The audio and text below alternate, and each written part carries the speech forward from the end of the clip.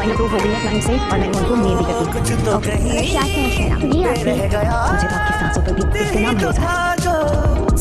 Hello friends, मेरा नाम है एसएम सिसोदिया। आप देख रहे हैं मेरा चैनल। अस्सलाम वालेकुम दोस्तों। और आज हम बात करेंगे ड्रामा सीरियल हसरत की 40वीं और 41वीं किस्त के बारे में। सबसे पहले बात करेंगे हमारी बड़ी बहन और हमारे प्यारे से हमजा के बारे में। तो वही बात है कि बहन आरसी के सामने खुद को देख रही है, अपने परछाई को देखती हुई, उससे बात करती हुई, मशवरे करती हुई, कहती हुई कि अगर हमजा से तुम्हारी शादी हो जाए तो क्या ही बुरी बात होगी इसमें। लेकिन तभी हमारे अंदर की आवाज़ उससे कहती हुई कि हमजा तुमसे बड़ा छोटा है, ये क्या बातें करती हो तुम। लेकिन वही बात है कि अगर छोटा है तो इसमें तुम्हारी क्या गलती है? क्या प्यार मोहब्बत उम्र देख के होती है क्या? और ये कहाँ पर लिखा हुआ है कि लड़की बड़ी नहीं हो सकती शादी में? और वही बात है कि हमारी प्यारी सी बहन के अंदर की आवाज़ फिर से कहती हुई लेकिन तुम तलाक याफ्ता हो। लेकिन वही बात है कि तलाक याफ्ता हो तो इसमें मेरी क्या गलती है? मेरे शोहर ने मुझे छोड़ दिया और उसने मुझे धोखा दिया, तो इसमें मेरी क्या गलती है? मैं अपनी ज़िंदगी क्यों बर्बाद करूँ? मुझे हक है हमजा की ज़िंदगी के साथ अपनी ज़िंदगी आबाद करने का। लेकिन फिर से उसके अंदर की आवाज़ कहती हुई लेकिन हमजा किसी और का था। लेकिन वही बात है कि अगर हमजा किसी और का था, टूट के बिखर गया है, तो उसको जोड़ने के लिए मैं आगे क्यों नहीं आ सकती? हाँ, मैं आ सकती हूँ और मैं हमजा को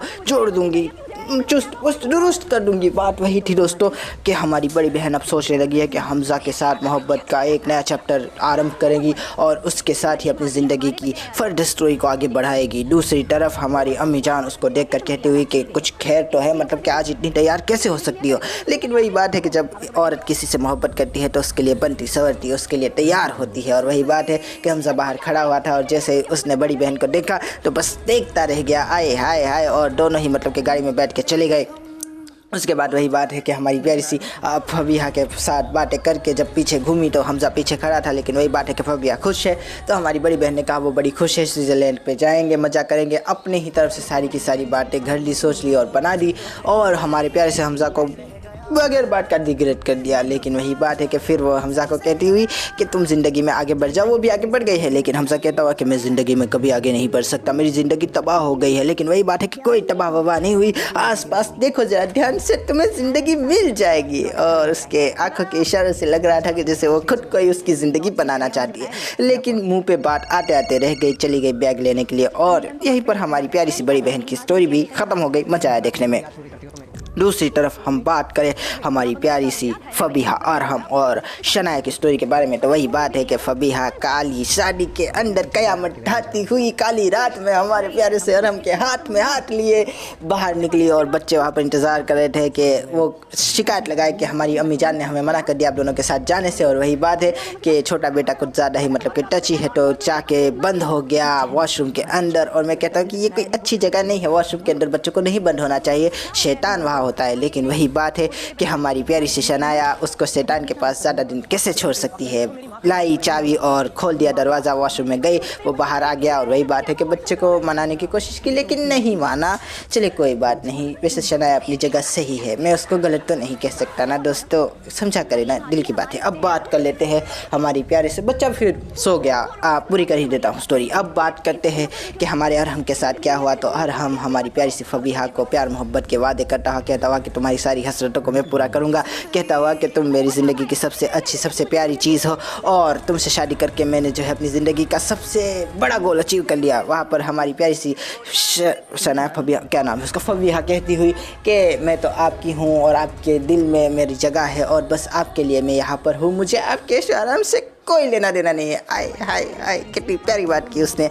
झूठ कहा था लेकिन प्यारी बात तो प्यारी ही होती है ना दोस्तों। दूसरी तरफ हमारा प्यारा सा अरहम हाथों में हाथ डाले फबिहा को अपनी गाड़ी में बिठाता हुआ, लेकिन पता चला कि बैंक वाले आए और आधी रात को गाड़ी लेके चले गए और मैं बस देखता रह गया। हाय कितना बुरा हुआ हमारे अरहम के साथ। वही बात है कि फबिहा को फिर रिक्शा में आना पड़ा। और वही बात है, माँ ने जैसा कि कहा था कि फबिहा तुम्हारे नसीब में ही रिक्शा है तो गाड़ी कहाँ से बैठने को मिलेगी। हाय वहाँ हमजा के पास थी तो हमजा ने सारी ज़िंदगी मोटर बाइक पे घुमाया और यहाँ पर अब अरहम के पास आई है तो वो रिक्शा में घुमाया जा रहा है। फबिहा तुम्हारे नसीब में ही नहीं है ऐशो इशरत, क्या करें अब।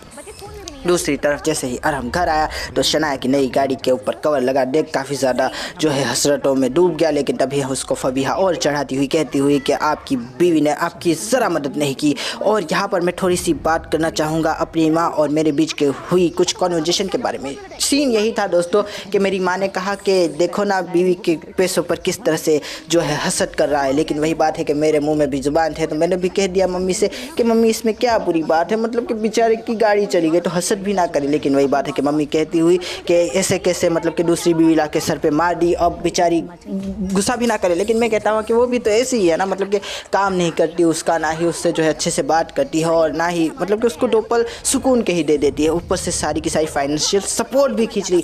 और बस ये कहना था मेरा कि मेरी माँ ने जो घुमा के बाउंसर मारा है, हाय मेरी तो मतलब कि बोलती ही बंद हो गई। उसने कहा कि जहाँ पर 4 शादियों की इजाज़त रहे वहाँ पर कहा है कि इंसाफ भी करो। और वही बात है कि हाँ यार, और हमने कभी इंसाफ तो किया ही नहीं, हमारी शनाया के साथ कभी उसने इंसाफ नहीं किया, सिर्फ तरखाया तरसाया। ऊपर से फाइनेंशियल सपोर्ट की बात करूँ मैं तो वो तो मर्द को औरत को देना चाहिए ना कि औरत मर्द को दे। और हम शनाया से इस बात की उम्मीद लगाए है कि वो अरहम को फाइनेंशियल सपोर्ट दे, बल्कि उल्टा है कि अरहम को अपनी बीवी को फाइनेंशियल सपोर्ट करना चाहिए। शनाया के ऊपर नहीं है कि वो उसके खर्चे उठाए, उसके लाड नखरे उठाए, अरहम के ऊपर है कि वो शनाया के खर्चे लाड नखरे उठाए। ऊपर से वो तो मतलब कि बच्चों की जिम्मेदारियाँ तो कम से कम संभाल रही है, जो कि उसकी जिम्मेदारी अल्टीमेटली है भी नहीं। उसकी जिम्मेदारी बच्चों को तैयार करके उसको खिला के पिला के उनकी अच्छी तरबियत करना है, उनकी फाइनेंशियल सपोर्ट करना नहीं है। लेकिन फिर भी वो कर रही है, तो मतलब कि यहाँ पर भी शनाया आगे ही है, अपने फ़र्ज से ज़्यादा ही अदायगी कर रही है।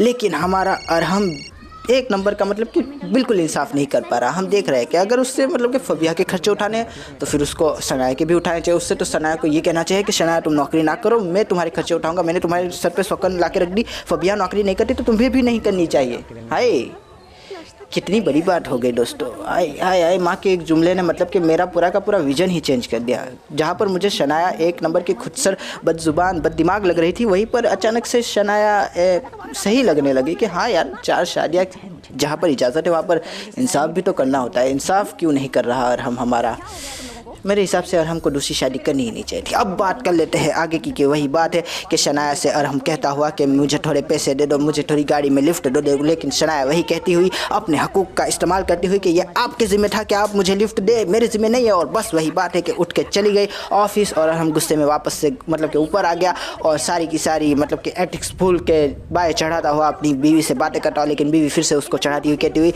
कि इन टाइम पर तो आपके साथ होना चाहिए था, लेकिन वो तो आपके खिलाफ हो चुकी है, ये हो चुकी है, वो हो चुकी है। और सारा का सारा गलासत हमारे अरहम के दिमाग में भरती हुई और कहती हुई कि आपके पास कोई सिक्योरिटी नहीं है क्या। और वही बात है कि एक प्लॉट तो है। और बस बात वहीं पर ख़त्म हो गई। फिर वो गया ऑफिस में भी उसको वार्निंग लेटर मिल गया है और मुझे लगता है कि अरहम की नौकरी चली जाएगी, बहुत जल्द चली जाएगी। दोस्तों आप इस गुमान में मत रहिएगा कि इसकी नौकरी नहीं जाएगी, इसकी नौकरी ज़रूर जाएगी। ये ARY का ड्रामा है और ARY का एक्सपीरियंस है मुझे। बात कर लेते हैं आगे की।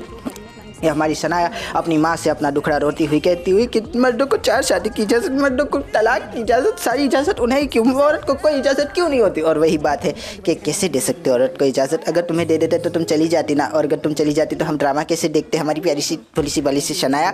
लेकिन वही बात है कि शनाया का दुख मुझसे देखा नहीं जाता और अम्मी की उस मतलब कि इंसाफ वाली लाइन के बाद तो अब और भी बढ़ गया। दूसरी तरफ हमारी शनाया किसी भी तरह से चाहे चीज़ों को ठीक करने की कोशिश कर रही है, लेकिन फबिया बार बार उसको डिग्रेड किए जा रहे। फबिया का भी कुछ अजीब व गरीब कैरेक्टर है, कभी लगता है कि बड़ी प्यारी है, बड़ी अच्छी है, बड़ी मासूम है, लेकिन फिर जब शनाया के पास होती है तो उसकी असलियत सामने आ जाती है तो काफ़ी ज़्यादा भोली भी दिखती है। फिर कि मतलब कि किस तरह से वो कह रही है कि तुम्हारे बच्चों को भी छीन लूँगी, इसको भी छीन लूँगी, इसको भी छीन लूँगी। हाय मैंने तुम्हें ऐसा तो नहीं सोचा था फबिया, कभी भी नहीं। हाय क्या करूँ।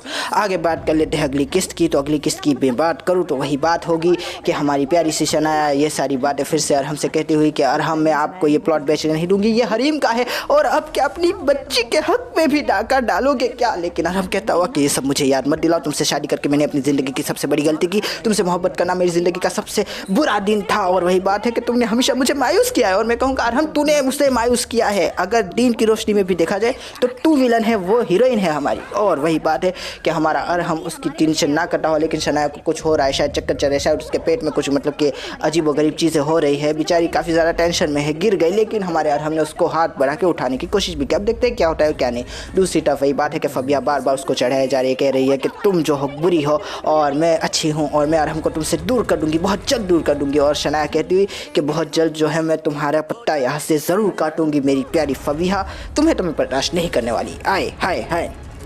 इसी के साथ हमारी बड़ी बहन भी हमज़ा के ऊपर डोरे और भी ज़्यादा तगड़े कर रही है, कह रही है कि मुझसे शादी कर लो हमज़ा, किसी भी तरह से कर लो, खुद से मतलब कि अकेले में बात कर रही है, लेकिन बहुत जल्द हमज़ा से भी करेगी और देखेंगे कि हमज़ा को किस तरह से ये अपने माया जाल में फंसाती है। वैसे बड़ी बहन मुझे ज़्यादा जहर लगती है, क्यों मालूम है आपको, क्योंकि इसी ने फबिया का दिमाग ख़राब किया था। फबिया बेचारी अपने रास्ते पर जा रही थी, यही कह रही थी कि गाड़ी लेकर आया है तुम्हें छोड़ने आया है, ऐसा है वैसा, इसी ने दूर कर दिया और अब यही मतलब कि मरहम बन रही है। वाह उल्टा मतलब कि 900 चूहे खा के बिल्ली हज को चली। चलिए छोड़ देते हैं दोस्तों, काफ़ी ज़्यादा रिव्यू बन रहा है, तो आशा करता हूँ आपको ये रिव्यू पसंद आएगा। अगर पसंद आया तो लाइक कीजिए, शेयर कीजिए, सब्सक्राइब कीजिए, ज़्यादा पसंद आया तो कमेंट भी कीजिए दोस्तों। थैंक यू, खुदा हाफिज़, अपना ध्यान रखिएगा, फिर मिलेंगे, थैंक यू। मैं खराब नहीं खुला।